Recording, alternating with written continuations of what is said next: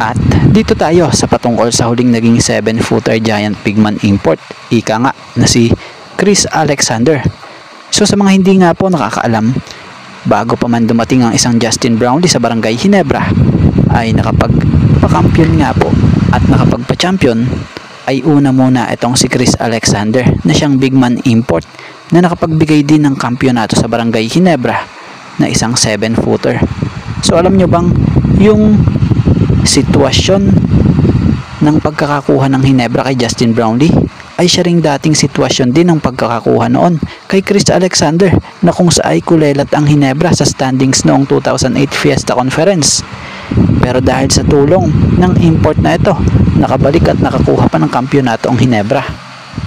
Kung maaalala nyo, nag-debut nga po sa Ginebra si Chris Alexander sa mid-conference ng 2008 PBA Fiesta Conference, na kung saan naging replacement import siya. So naging malaking impact ang pagkakadating niya sa Ginebra dahil sa naiangat niya nga po sa standings ang Ginebra, na kung saan nabuhayan ang team na ito na nagresulta sa pagdala niya sa finals, na kung saan nakatapat nga nila noon ang Air 21 Express.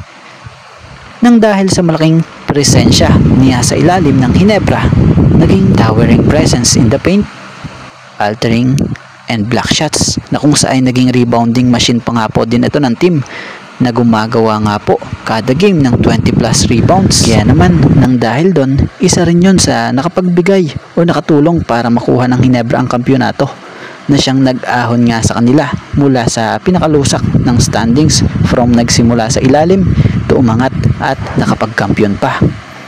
So dahil sa nangyaring yun sa Ginebra, napamahal nga po ang Ginebra family and Ginebra fans kay Chris Alexander, na siyang nakilala din bilang Mr. Toothpick ng Gin Kings.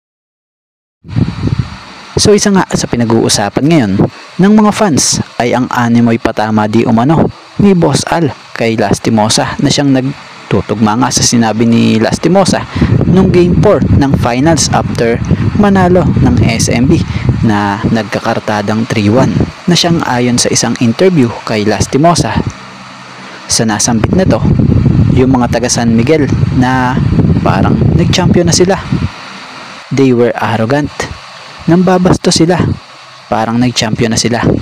Maghintay muna sila manalo ng 4 games before they start celebrating. Kaya naman, nang mag-champion ng SMB sa Game 6 ng finals, maraming nakapuna na tila patama ni Boss Al ang naging kaunting mensahe niya, nang siya'y bigyan ng chance magsalita, na ayon rito,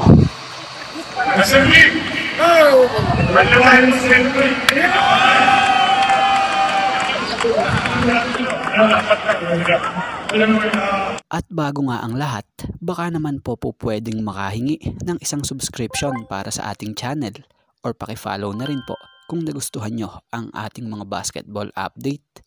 At kung ito na may makakabigat para sa inyo, kahit isang like and share na lamang po. Maraming salamat po.